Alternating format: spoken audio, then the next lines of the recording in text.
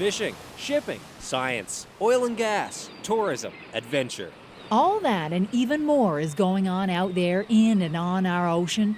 Join me, Jane Adey, as we cast a wide net on industry, coastal communities, and the people with a multitude of connections to the sea. The broadcast, weekdays at 6:05 p.m., 5:35 in most of Labrador. That's just after the news. Or catch the show the following afternoon at 1:05 p.m. The broadcast. Get on board.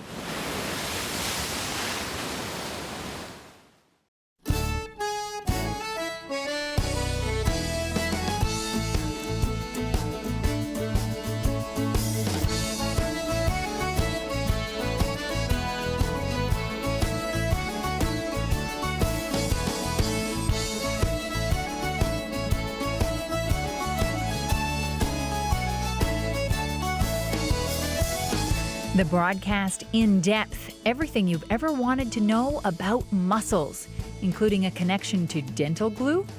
And we'll hear a New Brunswick perspective on the fight over shrimp. That province has had hard times too. Plus, our local word feature is back. Break out your Newfoundland dictionaries. I'm Jane Adey. Welcome to the broadcast.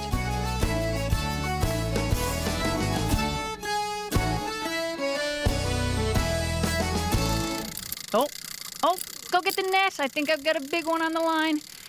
The rivers and lakes in this province were full of fly fishers this summer. And you know the old saying, a bad day fishing is better than a good day at work. And then there are those who actually make their living in the recreational fishing industry by catering to anglers. I dropped into an angling shop on Waterford Bridge Road in St. John's recently, and I learned more about tying flies than I ever thought I'd know.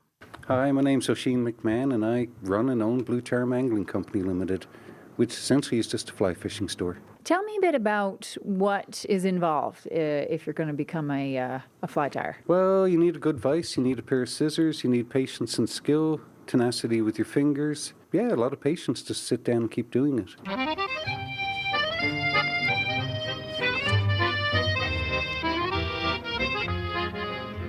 Break out your berets. There's going to be a big party in St. Pierre-Miquelon next summer as the French islands celebrate 200 years of uninterrupted French sovereignty. And a boat builder from this province may be featured prominently in those celebrations. Master boat builder Jerome Canning and the Newfoundland and Labrador Wooden Boat Museum in Winterton have been asked to help St. Pierre-Miquelon preserve their fishing and boat history by building a traditional dory for the occasion. Jerome Canning was in St. Pierre recently to speak to people there who know the history of the St. Pierre-Miquelon dory. I had a chat with him all about that trip. This is a plan, a lines plan, and a construction plan of the St. Pierre and Miquelon dory. This is a big dory compared with our own dory, but it's a full plan, and it's a rather large boat that you're looking at.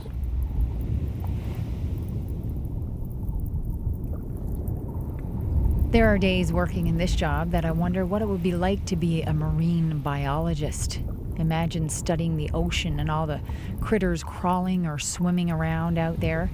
Well, every so often on the broadcast, we're going to put on our marine biologist hats and talk about what is down under the waves.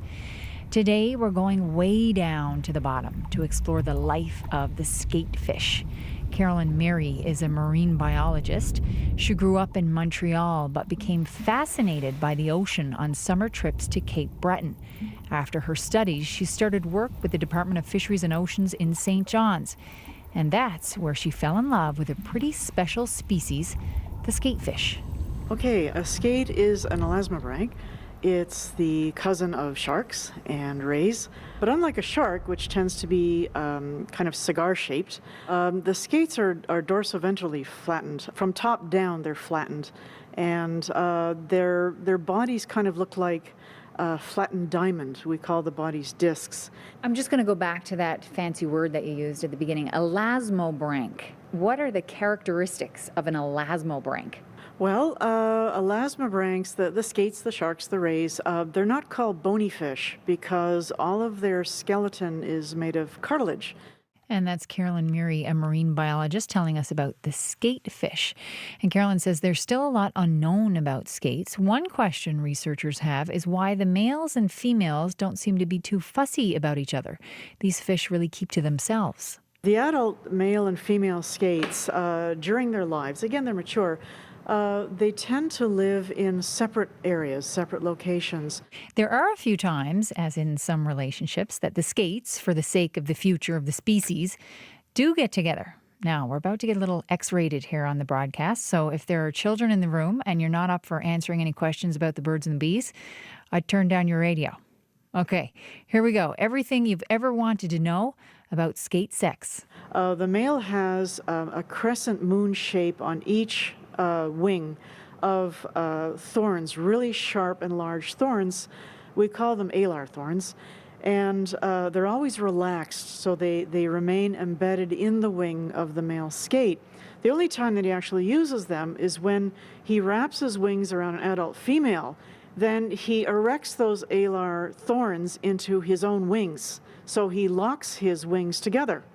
I'm picturing this hug and then sort of a Velcro lock on the other side so the female can't get away. That's exactly it. Perfect. Okay, what happens next? So only the male adult skates have two finger-like projections that we call claspers. Each clasper is a long, slim, almost like a rod, really. When the male skate becomes an adult, these claspers thicken. They have a cartilaginous center, and there's a tube that runs down the center.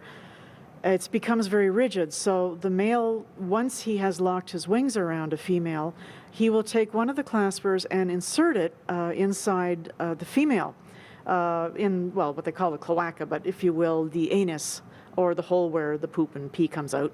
Okay, we can handle that. We're a mature audience. This is science. So what the male then does is that he pushes a packet of sperm. It's kind of a milky white, small sausage of sperm, a sperm packet, down through the tube of his clasper into the female.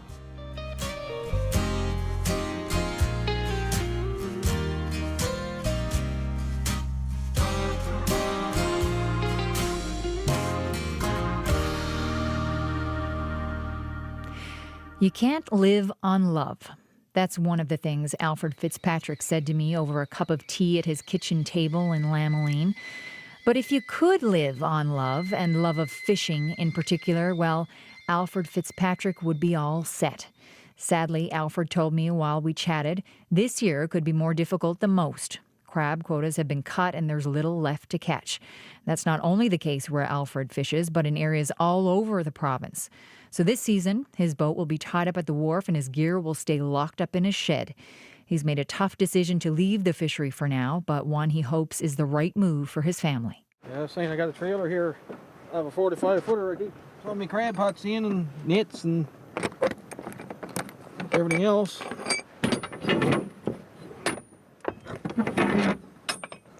All right. Oh, yeah. There it is. Full. Gear, like I said, you know, most of it was new gear I bought over the last few years, trying to keep it up. And, I don't know. How many crab pots in here, would you say? There's 200 in here, and there's some more older ones there on the beach, and I don't know. But you understand that it's not there to catch. So who do you blame for the situation that you're all in now? There's no good blaming anybody because it's done is done. And like you said, there's a lot of different things. If it's, you know, you can fight with the bigger boats because they're right there. You can see that. That's easy to blame someone you can see in front of you. You can blame government or whatever, but it still don't change the circumstance that you're in. Have you got guts? Now, I'm not talking about your level of fortitude. I'm talking about real guts, and in particular, fish guts. Well, if you're doing a bit of fishing during the recreational food fishery and you do have fish guts, there's a researcher at Memorial University who could really use your help. Max Liboiron is a professor of culture and technology at MUN, and she's researching ocean plastics. Plastics that, unfortunately, are ending up in, yeah, you guessed it, fish guts. So the sizes that matter to science are plastics and objects that are bigger than 5 millimeters and those that are smaller than 5 millimeters. And these ones on top are all bigger than 5 millimeters, so I'll count those.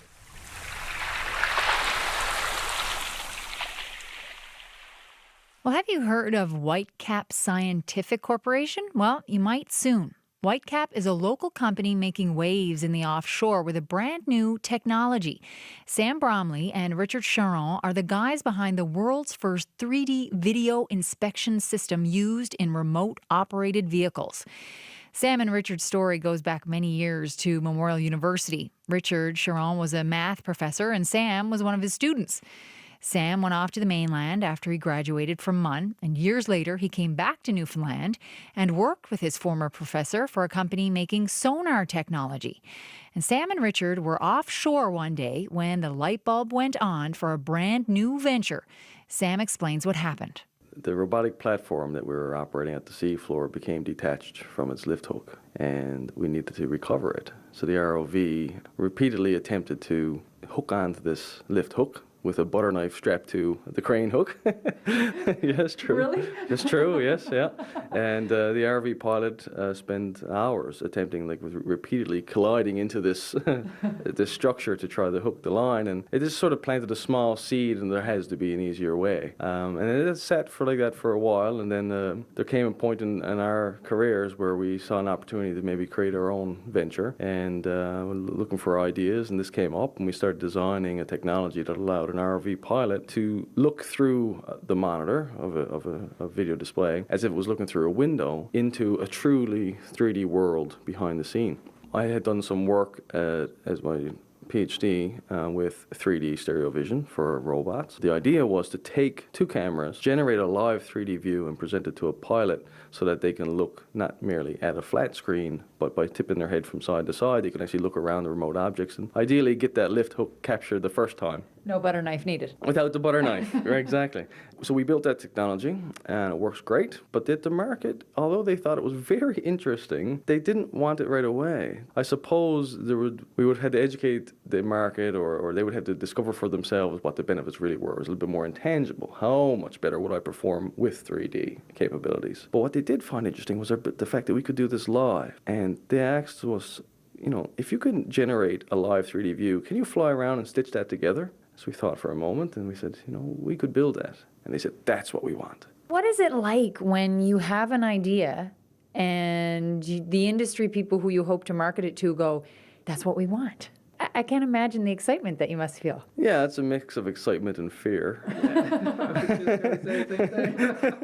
I mean, I absolutely love solving hard problems. I mean, to say you absolutely love solving hard problems, it almost sounds like you presuppose you will solve them. It's the challenge of the attempt that you enjoy. And every day, if you get a bit closer to that solution, you get a little high from that.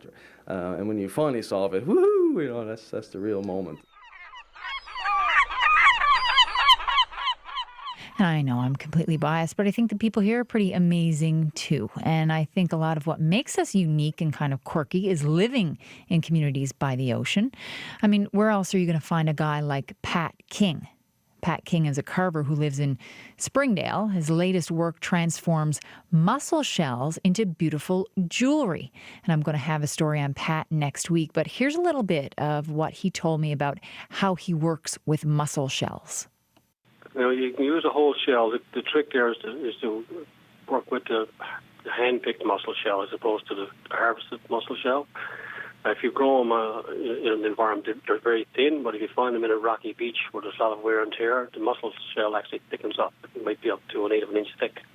Oh, okay. Yeah, and in that thickness, then you have a multi-colors. You got, depending on what the background is, what kind of soil they're growing and what they eat. It can be a burgundy, a green, a blue inside. And the outside is usually a combination of your mother of pearl type colors, and you have your bombs of black, blue, black. So that's Pat King, mussel shell jewelry maker. More on that story next week. Now that I know I've got the attention of the women who are listening, here's a song for you. Those living on the island, anyway.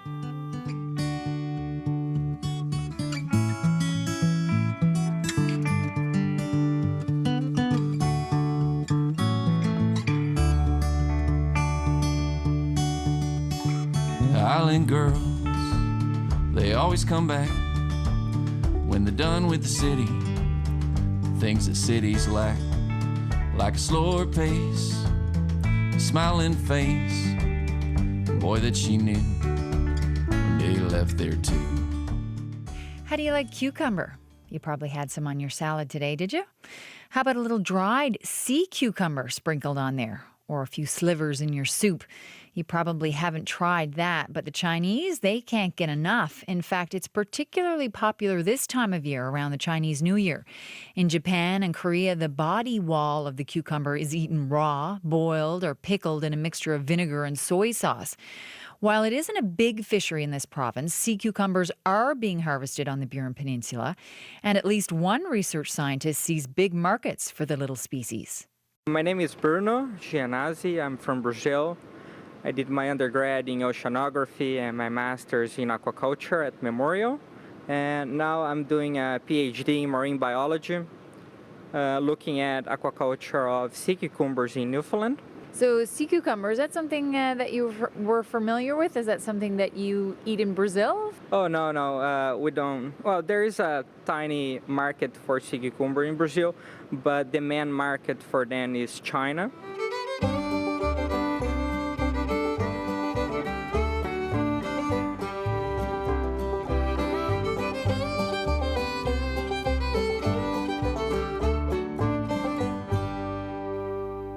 Well, if you fish for a living, maybe the last thing you want to do on holiday is drop a line in the ocean. But I think most people from this province are curious enough about fishing that when they do get a chance to travel, they want to know what's swimming in the sea in other places and how others make a living on the water. At least all of that is true for me. I was in Florida not long ago, hanging with my snowbird parents. My dad spends a fair bit of time casting out a line from piers near St. Pete's Beach, that southern mecca for Newfoundlanders and Labradorians making a winter pilgrimage in search of sun and heat. Now, one day we decided to get out on the water.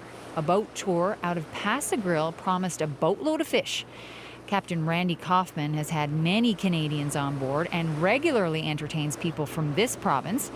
We headed out on the 55-foot Miss Pass-a-Grille through the mouth of Tampa Bay and into the Gulf of Mexico to see what we could hook. I'll take you along now for a winter getaway.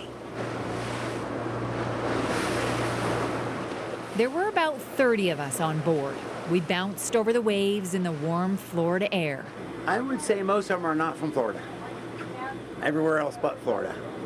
And since the Gulf oil spill, there used to be quite a few Europeans, but that's kind of tainted off.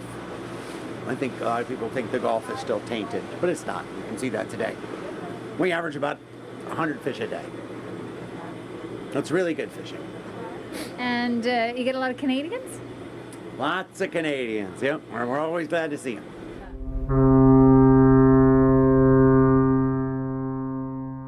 So look around your house right now. Pretty much everything you see came in on a boat. At least that's true for those of us in Newfoundland. We are on an island after all.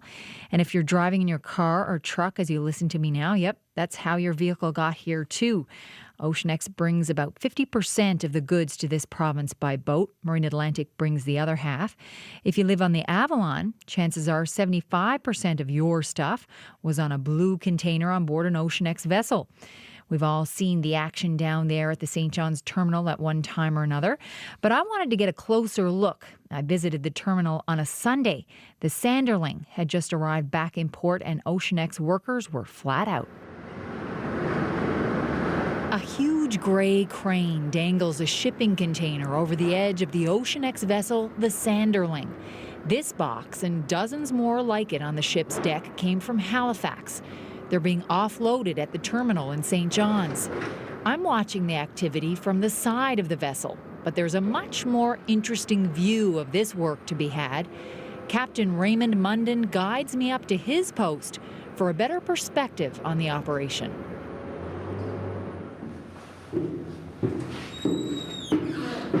This is the bridge deck. Okay, what a view up here. Yeah, right. Right, these cranes right now, there's two cranes. They're taking off one box at a time. They'll discharge all the cargo before we start reloading. 35 ton is usually the highest of our containers. That's road trailers, right? The most weight. The little ones on top, now that's an empty container. That's about 5 ton. And then the other ones the heavier ones are closer to the bottom, and then they get lighter as they go up. And if they pick up an heavy one, you'll see the weight on that scale. Yeah, they must have to be so exact in their movement when they're lifting those cargo boxes off and on. I mean, it's not done quickly, is it? No, they do 20 an hour probably each one. Going on is more difficult because they got to land at exactly that spot, and they got to lock every container is locked to the other container. Yeah, there's no shimmying around a 35-ton cargo box. No, you see the ones to the main deck, the first level is locked to the deck. Right. There's locks on the deck. Then every box after that is locked onto the other box.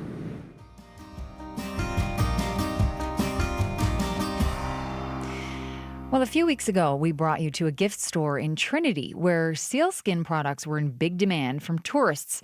I made note of the name of one of the companies making those products, a catchy label, Sealed with a Kiss. I caught up with the owner at her home in St. John's where we chatted about what she makes and where her seal fur creations are now being traded.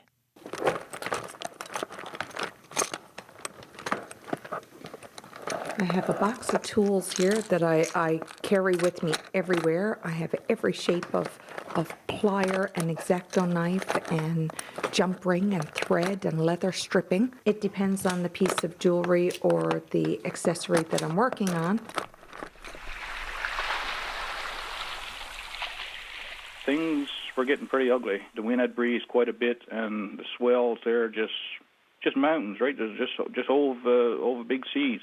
It came to the point where one after another, two big road waves took us by the stern, just clobbered us. The guys came to the wheelhouse in a panic, and of course I was yelling as well. And in a panic situation, I told them to put on their suits, and we walked back along by the wheelhouse, and midship, I said, "Here we go," and I ordered everybody over the side.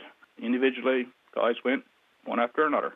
And I watched, and guys had to dunk and get under their arm, and there was one guy who was caught up in the arm a little bit there.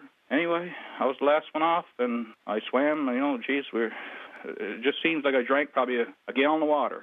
What was that like to be at the edge there, to leave a vessel, to know that you're now entering the ocean and not knowing what's going to happen? No, nobody said anything to, skipper, let's do it this way or let's do it that way. All the boys fell in line, and we did a good job. All the boys, did a good job. We got in the water. We did what we had to do. We had to think as best we could, as positive as we could, and brainwash ourselves to think that the outcome was going to be good. You were going to make it. We were going to make it. Don't worry, it's just a matter of time. They're on the way.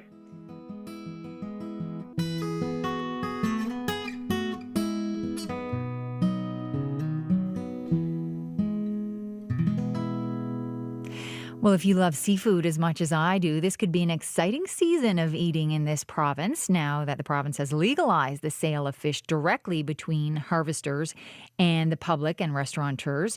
Enjoying fresh fish on a regular basis is a pretty palatable prospect. And just to refresh your memory, the new rules allow for members of the public to buy unlimited amounts of fresh finfish, live crustaceans, squid, seal meat, and scallop meat. Restaurant owners will need a $50 license to buy up to 300 pounds per species per week. Now, Blaine Edwards wants to help bring what harvesters catch directly to your plate from the wharf. In fact, that's the name of a new website he started, fromthewharf.com. And Blaine Edwards is live in the studio with me now. Thanks so much for coming in. Oh, thanks for the invite. Great to be here. So I knew when I was doing that story back in the fall that it wouldn't be long before I was interviewing someone with an enterprising mind like yours. Did you see an opportunity as soon as you heard the new rules for direct buy? No, I don't think it came right away. It was when it hit the news in September or October maybe. I heard it and thought it was great for harvesters and then kind of moved on. And it wasn't until really we started talking to a few harvesters that I know in the family and then a couple of restaurants that the value really came out. So then we started a little bit of research. And so before we get into that, what's your own connection to the fishery? Do you have any? Yeah, sure. Well, from St. Lawrence originally. Yeah. So, that was more known of a mining town more so than a fishing town, but it's been a fishing town for most of my life.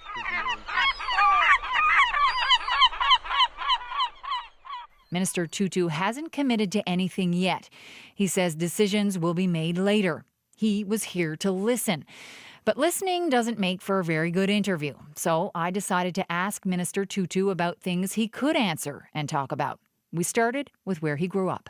Thank you very much for joining me. I'm going to try and impress you now. Hanuipit. Kanuipi, kanwingi. Unusakut. Unusakut. That's good afternoon. Yeah. Very good. Okay, thank you. Thank you, Jay. I want to start and let people get to know you a little bit. I know that you were born in Rankin Inlet, and you've been involved in business in Northern Canada.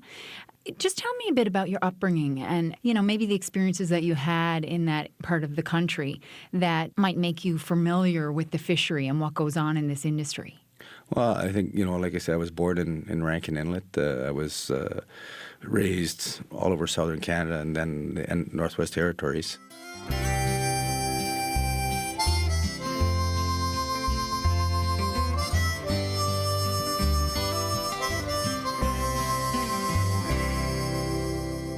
Well, there are tourists probably planning spring vacations to Newfoundland and Labrador right now. One of the biggest draws? Those great white icebergs off our shores. But what can be beautiful for tourists can be a real headache for offshore oil and shipping companies. Icebergs are hazards, and getting rid of them or moving away from them can be costly. They're working on a kind of ocean drone at the Marine Institute's facility in Holyrood, and that's where I met up with engineering professor Ralph Bachmeyer. He works on marine robotics and unmanned systems that monitor environmental conditions. Ralph Bachmeyer showed me the latest project, and they're all pretty excited about it. This is the fiberglass part. So we've just walked up alongside this big yellow vehicle you're referring to it as. Tell me what it's named. So the name of the vehicle is actually called the Sea Dragon because it sticks the head out of the water. That's how we envisioned it initially, and the name has stuck to it. So that's what we call it. It's part of the our lab, which is called the Autonomous Ocean Systems Lab at Memorial University. Liz Mifflin whips up the biggest bowl of peas pudding I've ever seen. Lots of butter and pepper. That's the secret to the peas pudding. Jig's dinner is popular on Sundays when a crowd piles in Mifflin's tea room after church. As the name suggests, Mifflin's used to be just tea and desserts, but Liz Mifflin felt customers were hungrier for something a little more substantial. So she filled the menu with Newfoundland favorites and a lot of seafood. The biggest hits so far? Fish cakes and chowder. We make the best chowder in Newfoundland, by the way. And we have a sampler where it's a little bit of everything. Fish and brews, fish cake, toutons, which are very popular, baked beans and bologna. Yeah. Liz loves cooking, and in this particular kitchen, she's literally right at home. This is the very kitchen, hey, that you're... This is the kitchen we grew up in. Our table used to be here, and I'd get up in the morning. My mother would have a big pot of porridge on and probably 18 slices of toast to go with it to feed a big family that she had. I spent a lot of time dreaming about being a DFO research scientist. So I'm in my dream job now for sure. Yeah. But I spent some time away, and but I came back and I did my doctoral work here. My master's work was at the Atlantic Veterinary College in PEI, so I spent some in Prince Edward Island. And then I moved off to New Brunswick. So my claim to fame, I think, is that I've lived for at least a year in every single one of the Atlantic provinces.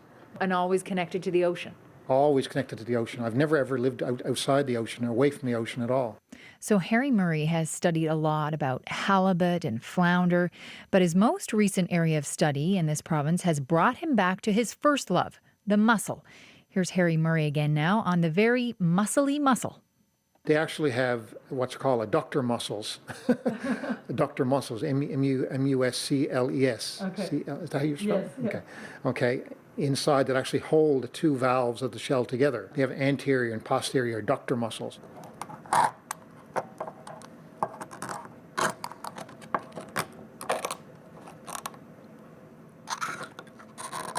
Yeah, they're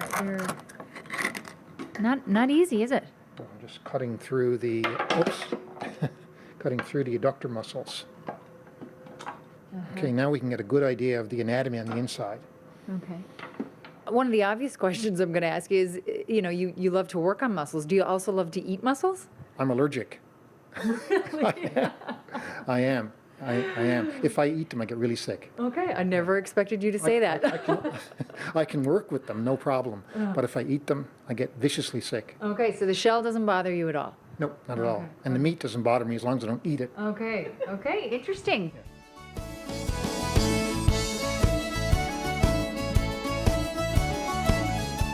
And that's all for today's show. A reminder now of how you can get in touch with us at The Broadcast. You can send me an email, thebroadcast@cbc.ca, or you can call us 576-5287 or long distance 1-800-561-3474. That's 1-800-561-FISH. I'm Jane Adey. Thanks for listening. Let's have all hands on deck again next time.